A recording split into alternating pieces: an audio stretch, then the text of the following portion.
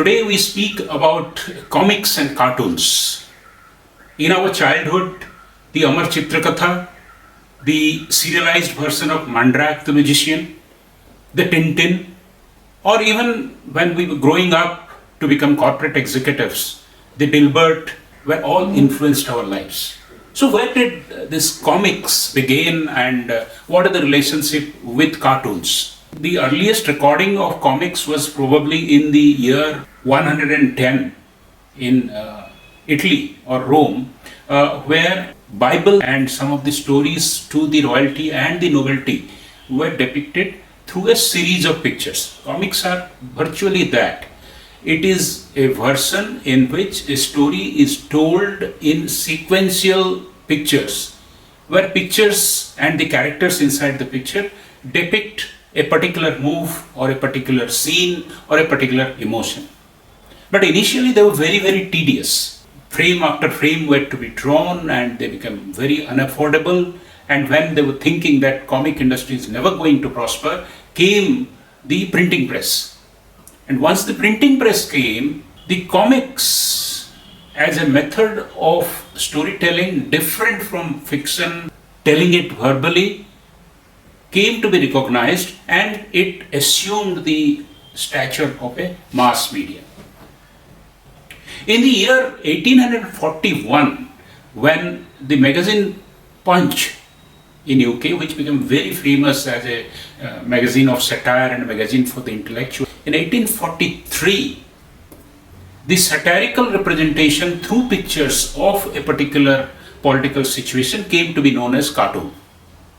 And cartoon became one of the selling points of magazines like Punch. Later on in US, the Puck and the Judge, these were two magazines which were anchored around the cartoons.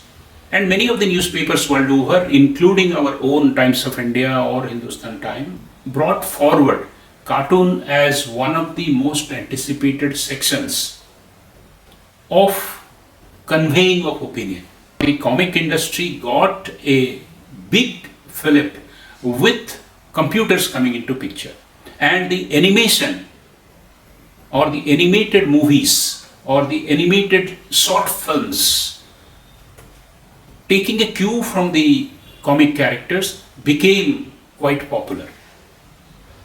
In all these, the central theme remained the same: a set of pictures depicting, criticizing, and reviewing the situation. And today, graphic novels, full stories written through comics and cartoons. Spider-Man or a Superman being global characters, and Tintin being a hot favorite. Tintin, I always, from my college days up to this day, I have always enjoyed Tintin, or I have enjoyed Dilbert, or I have enjoyed Asterix. So some of these things become global phenomena. These characters started representing human beings.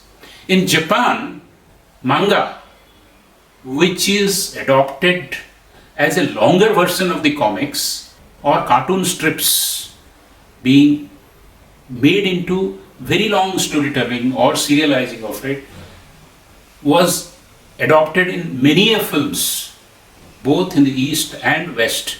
As cartoon got into the age of movie making and cartoon movies and animated cartoon movies and with emotions, some of the cartoon movies going to win Oscars, and real life format of a story and a cartoon format of a story being simultaneously published, cartoons have become part of our existence in civilized society today. So the debate rages. As many intellectuals say, cartoons are frills, or cartoons are small time, non-engaging, non-intellectual type of things. To my mind, cartoon has a distinct personality. Cartoons need to be enjoyed. It is an art form combined with a literary expression. And cartoons make you laugh, convey satire like nothing.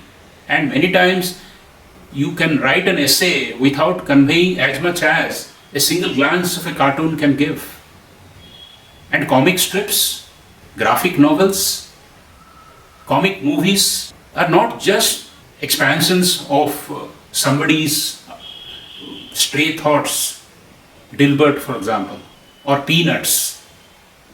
These are corporate cartoons which bring out the day-to-day life in a corporate world.